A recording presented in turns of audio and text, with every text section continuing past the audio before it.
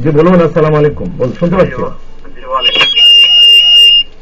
আসলে আমি দুটো প্রশ্ন করতে চাচ্ছিলাম। জি একটা বিষয় হচ্ছে যে আমি মসজিদে নামাজের পরে, ফরজ নামাজের পরে মোনাজাতের ব্যাপারে জি আমি বিভিন্ন জায়গায় মানে বিভিন্ন রকম দেখেছি। কোথাও দেখেছি যে এরা মসজিদে ফরজ নামাজের পরে মোনাজাত করে, বেশিরভাগ ক্ষেত্রে আমি দেখেছি। কিন্তু আমার এলাকায় মানে রাজবাড়িতে যেখানে আমি মসজিদে, আমাদের মসজিদে ওখানে ওখানকার ইমাম সাহেব বা মুরব্বী ওনারা যারা আছেন তারা বলেছেন যে এই ফরজ নামাজের পরে মোনাজাত করাটা ঠিক না। এটার ব্যাপারে জানতে চাচ্ছিলাম, এটা প্রথমত। আর দ্বিতীয়ত হচ্ছে মসজিদে জায়গা রাখার ব্যাপারে। বিষয়টা হচ্ছে যে আমি যে এলাকায় থাকি সেই এলাকায় একটা মসজিদে আমি নামাজ পড়ি, ওখানে দেখি কিছু মুরব্বীদেরকে মসজিদে পাগড়ি রেখে বা তসবিহ রেখে বিভিন্ন সময় জায়গা রাখেন। তো যে বিষয়টা আসলে আমার কাছেও দৃষ্টিকটু লাগে, কারণ মসজিদে তো এই বিভেদটা আসলে আমি জানি না কোরআন হাদিসে কি আছে। এই দুটো বিষয় সম্পর্কে আসলে আমি একটু জানতে চাচ্ছিলাম যে আসলে সহি কোনটা। আচ্ছা, ধন্যবাদ।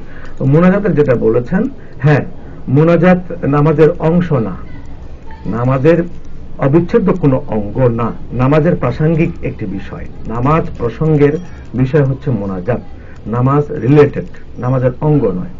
2 নম্বর কথা হচ্ছে, যদি কার কাজ থাকে বা জরুরি কোনো কাজ থাকে তাহলে মোনাজাত না করে, ফরজ নামাজের পর মোনাজাত না করে চলে গেলে সমস্যা নাই, গুনাহ হবে না।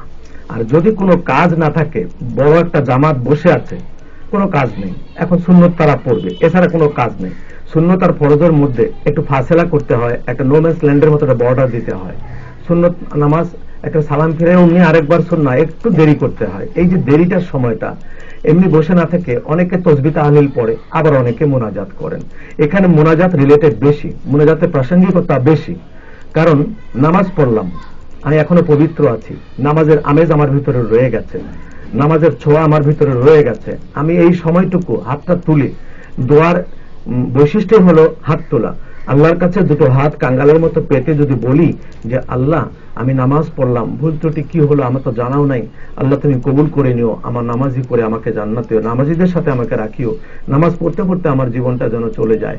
এই দোয়াটুকু করে তারপরে সুন্নত নামাজে দাঁড়ালে সমস্যাটা কোন জায়গায়, মহাভারতটা অশুদ্ধ হলো কোন জায়গায়? এখন কথা হলো যে দোয়া করেন নাই রসুল সাহাবী, তারা দোয়া করেন নাই, এটা বেদাত। রসুল সাহাবী আরো অনেক কাজ করেন নাই, সেগুলো করছি কেন আমরা?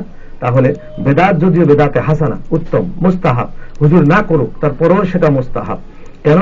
যদি ইসলামের সাথে এটা রিলেটেড হয়, ইসলামের কল্যাণজনক হয়, সাংঘর্ষিক না হয়, সে কাজটি যদি বেদাত হয়, বেদাতে হাসানা, ওটা ভালো। আর এটা আমরা বলি মুস্তাহাব।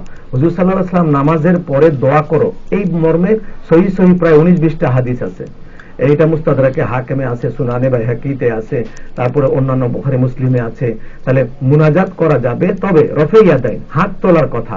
এখন হযরত আয়েশাকে বহুবার হুজুর বলেছেন নামাজের পরে ফি কুল্লি দুবুরা সালাওয়াতিন, প্রত্যেক নামাজের পরে এই দোয়া এই দোয়া এই দোয়া এই দোয়া এই দোয়া এই দোয়া করবা।